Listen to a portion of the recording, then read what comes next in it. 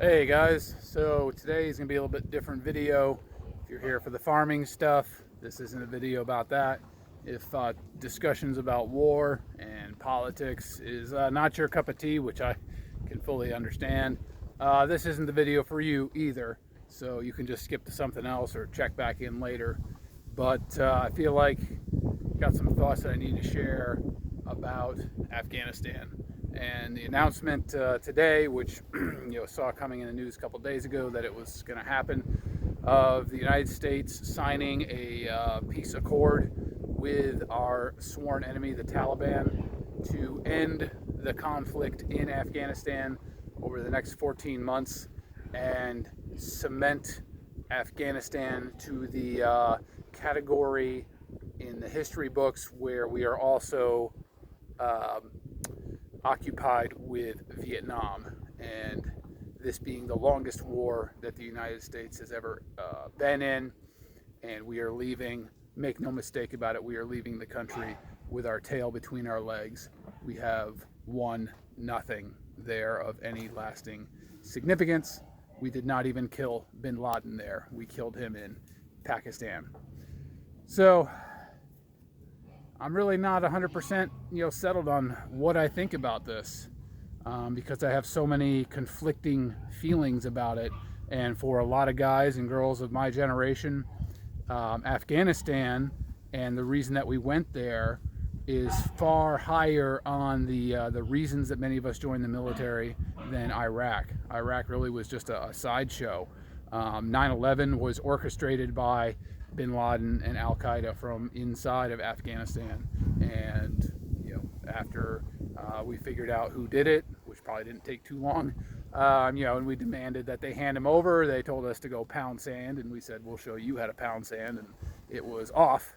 And the United States was operating inside of Afghanistan within a couple weeks after 9/11 and launched an invasion a month or so after. And here we are 20 years later, trillions of dollars later, thousands of my brothers and sisters dead, tens of thousands wounded and injured, and carrying both physical and mental wounds for life, and tens of thousands of Afghan civilians killed in a war that achieved exactly what?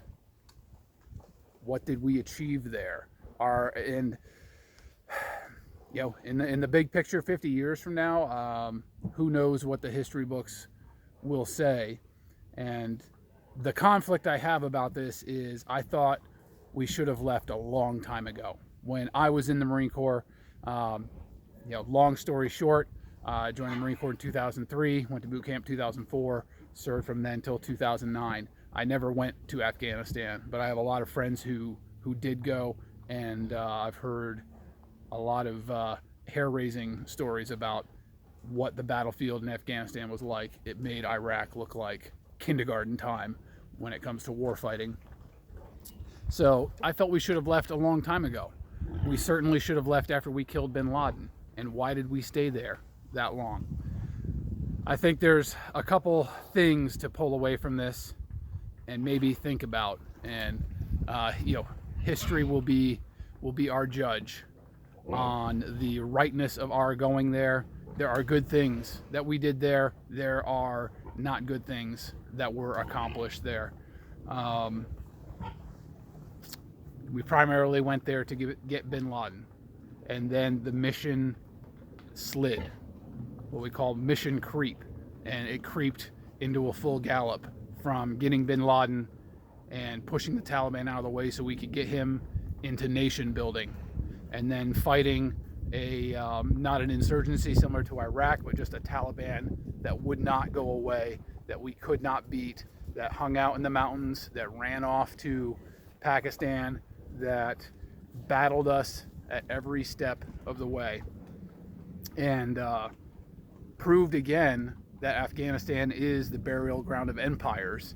And we join that club not as defeated and economically ruined as, say, Russia was, but we certainly have bled much blood and much treasure in that godforsaken country for what now?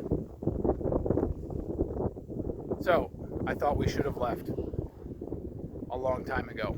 We got the guy that we went there for. We should have left then, but we didn't. We stayed there for almost 20 years. It will be over 20 years by the time the drawdown is complete. At this point, part of me wonders, why didn't we stay? Why didn't we turn Afghanistan into a similar country that we reconstructed after World War II? The other day was the 75th anniversary of Iwo Jima, which we could probably rightly argue was the last war that the United States fought to a decisive victory over our enemies, and then we helped rebuild those countries. And I think the foreign policy and the mindset of that era certainly bled forward into Vietnam, and I think we can see pretty obviously now it has bled forward into Iraq and Afghanistan and how we handled those wars, and it's clearly not working. I was texting with a friend of mine who has been there several times, and that's what he said. The policies are not working there, and I think the only thing that we can do moving forward as a country is deep reflection on the reasons that we go to war, and this one in particular. I think we're right in the beginning to go get bin Laden, but it turns into something much bigger after that, and we need to think very deeply about, as a people and as a country, what we mean by going to war, what the mission is, what we're going to do, and more importantly, how we're going to get out. That's something that's been missing from the last 3 great conflicts that the United States has been in.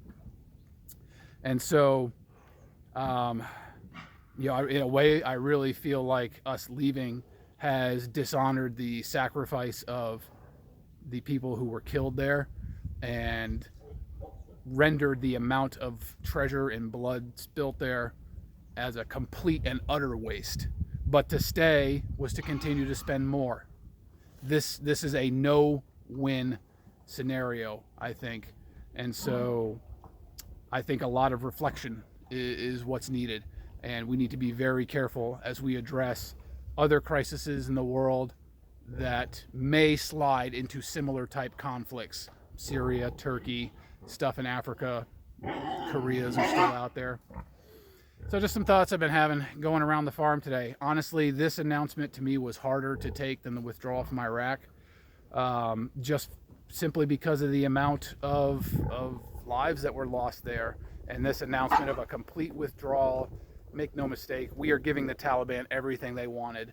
They have the country back. We are not allowed to interfere with domestic issues, with how they, set up their government again. It's going to be, I imagine, very similar to what it was before. It stings a lot for me, and I'm sure it stings a lot for other veterans that, for those who went there, their sweat and blood was utterly wasted. And for those of us who did not go to Afghanistan but served in the military at the same time, let's just say the narrative that we were given is complete and utter nonsense. This is a great disillusionment, I think, for my generation of warfighters. And I'm just curious to see, if you went to Afghanistan, if you served in the military, what your thoughts were. Like I said, I'm still in inner turmoil about this. I honestly almost cried when I read about it a few days ago that this was coming, and more of the terms and conditions that we are leaving that country with our tail between our legs, pretty much like Vietnam. So if you've got some insight and comments you want to share, definitely drop them below. Again, if you were here for farming stuff and you stuck around for this is what veteran farmers talk about when we're together. We talk a little bit about farming, but mostly we talk about war. And this is me sharing a little bit of what's on my mind about this other vocation, this other lifestyle that is near and dear to my heart, and that is the war fighters who protect our country. And I think we need to give them as much honor and respect as we can in this time, that their efforts were not in vain, that their sacrifices were not wasted. There has to be some good that we pull out of this. If for no one else, not for the Afghan people apparently, but for ourselves, that we can be a better, more conscientious, more thoughtful, and more decisive country in the actions we take moving forward. So, some of what's on my mind. share what's on yours. We'll see where this goes. And until next time, we'll see you out there.